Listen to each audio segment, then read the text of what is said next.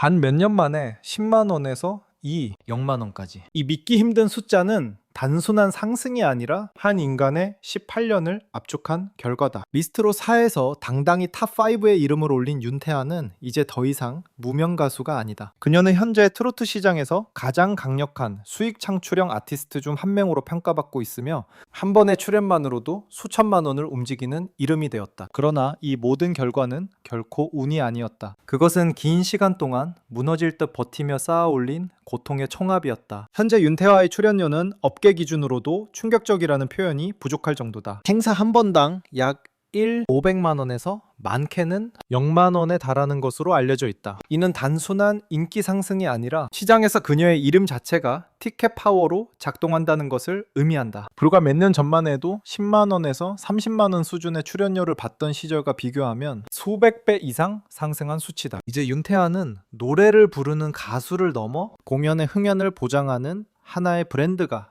되었다. 하지만 이 눈부신 현재를 이해하기 위해서는 반드시 과거를 들여다봐야 한다. 2008년부터 2020년까지 그녀의 이름은 대중에게 거의 알려지지 않았다. 작은 룸살롱 무대, 지역 축제, 지방 행사장을 전전하며 하루하루를 버텨야 했다. 화려한 조명 대신 어두운 무대에서, 관객의 박수 대신 무관심 속에서 노래를 불러야 했다. 그 과정에서 그녀는 단순히 노래만 한 것이 아니었다. 메이크업부터 의상, 이동 비용까지 모든 것을 스스로 해결해야 했고, 그럼에도 손에 남는 돈은 거의 없었다. 그녀는 한 방송에서 정말 그만두고 싶었던 순간이 수도 없이 많았다고 털어놓은 바 있다. 18년이라는 시간 동안 아무도 알아주지 않는 무대 위에서 버텨낸 시간이었다. 전환점은 미스트롯 시리즈에서 시작됐다. 2021년 미스트롯 1을 통해 처음으로 대중의 시선이 그녀에게 향했다. 특히 어머니를 향한 진심 어린 감정을 담은 무대는 강한 인상을 남기며 효녀 가수라는 이미지를 만들어냈다. 이 시기를 기점으로 그녀의 출연료는 300만 원에서 500만 원 수준까지 상승하며 비로소 생존이 아닌 성장의 단계로 들어서게 된다. 그러나 진짜 폭발은 2026년 미스트롯 4였다.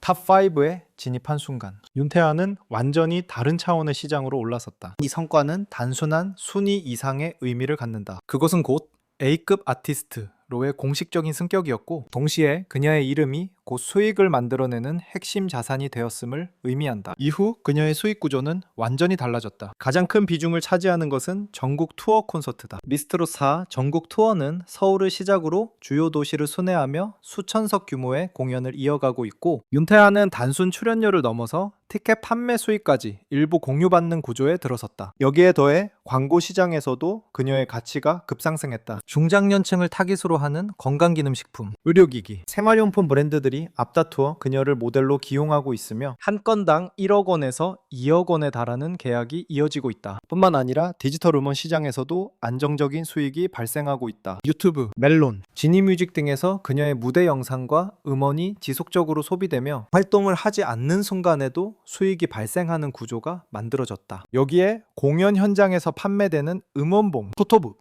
의료 등 굿즈 매출까지 더해지면서 그녀의 수익은 단일 채널이 아닌 다층적인 구조로 확장되고 있다. 이제 윤태하는 단순히 노래를 잘 부르는 가수가 아니다. 그녀는 공연, 방송, 광고, 음원, 굿즈까지 연결된 하나의 완성된 수익 생태계를 가진 아티스트다. 그리고 그 중심에는 변하지 않는 하나의 사실이 있다. 지금의 모든 결과는 하루아침에 만들어진 것이 아니라 누구도 알아주지 않던 18년을 끝까지 버텨낸 한 사람의 이야기라는 점이다. 그러나 이 모든 화려한 성공 뒤에는 결코 가볍지 않은 대가가 존재했다. 윤태하의 인생에서 가장 큰 시련 중 하나는 어머니의 갑작스러운 병이었다. 뇌출혈이라는 치명적인 질병은 단순한 건강 문제를 넘어 가족 전체의 삶을 뒤흔드는 사건이었다. 긴급 수술과 중환자실 치료, 그리고 끝이 보이지 않는 재활 과정까지 이어지며 막대한 치료비가 필요했다. 당시 윤태하는 이미 안정적인 수입 기반을 갖추지 못한 상태였고, 그 모든 부담은 고스란히 그녀의 몫이 되었다. 그녀는 단순한 딸이 아닌 가족의 생계를 책임지는 가장으로서 모든 것을 짊어져야 했다. 무대 위에서는 웃으며 노래했지만 무대 아래에서는 매 순간이 생존과의 싸움이었다. 이러한 상황 속에서 그녀의 개인적인 삶 또한 큰 균열을 맞이하게 된다. 미스트롯 2 이후 어렵게 찾은 결혼이라는 안정된 삶은 오래가지 못했다. 결혼 1년 만에 이혼이라는 선택을 해야 했던 이유는 단순하지 않았다. 아내로서의 삶과 병든 어머니를 돌봐야 하는 딸로서의 책임, 그리고 점점 더 바빠지는 가수 활동 사이에서 근영을 잡는 것은 사실상 불가능에 가까웠다. 결국 그녀는 두 세계를 모두 지킬 수 없다는 현실 앞에서 무너질 수밖에 없었다. 더욱 놀라운 것은 이 사실을 숨기지 않고 직접 방송을 통해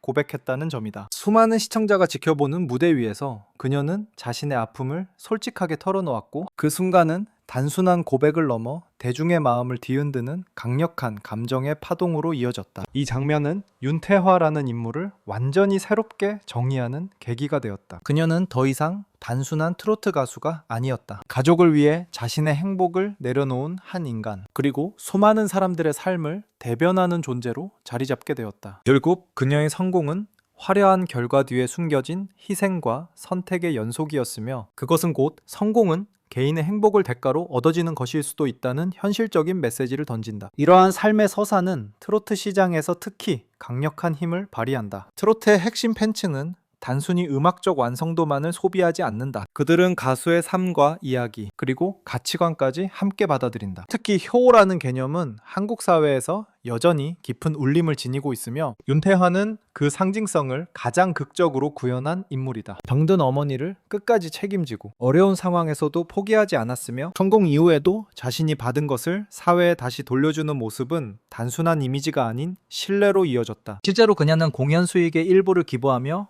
어려운 환경에 놓인 아이들을 돕는 등 꾸준한 선행을 이어가고 있다. 이러한 행동은 단순한 미담을 넘어 그녀의 브랜드 가치를 더욱 단단하게 만드는 요소로 작용한다. 대중은 그녀를 단순히 노래를 잘하는 가수가 아니라 믿고 응원할 수 있는 사람으로 인식하기 시작했다. 그래서 그녀의 무대를 소비하는 방식도 달라졌다. 단순히 음악을 듣는 것을 넘어 마치 가족을 응원하듯 지지하고, 공연을 찾아가며 앨범을 구매하고 굿즈를 소비하는 형태로 확장된다. 이것이 바로 윤태하가 만들어낸 효녀 서사의 진짜 힘이다. 결국 윤태하의 현재는 단순한 성공 사례가 아니다. 그것은 한 사람이 얼마나 오랜 시간 동안 버티고 포기하지 않으며 자신의 이야기를 끝까지 지켜냈을 때 어떤 결과에 도달할 수 있는지를 보여주는 상징적인 사례다. 무명의 긴 터널을 지나 이제는 수천만 원의 출연료를 받는 A급 스타로 올라선 그녀의 여정은 단순한 성장 스토리를 넘어 하나의 서사로 완성되었다. 지금의 그녀를 만든 핵심은 명확하다. 18년이라는 시간 동안 단 한 번도 무대를 포기하지 않은 집요함, 자신의 아픔을 숨기지 않고 음악으로 풀어낸 감정의 진정성, 그리고 가족을 향한 흔들리지 않는 책임감이다. 그래서 오늘의 이 숫자는 결코 우연이 아니다. 수천만 원의 출연료, 수억 원의 계약, 그리고 수많은 팬들의 지지는 어느 날 아카식한 주어진 행운이 아니라 한 사람이 끝까지 포기하지 않고 살아낸 시간에 대한 보상이다. 지금 그녀가 받는 돈은 운이 아니다. 그것은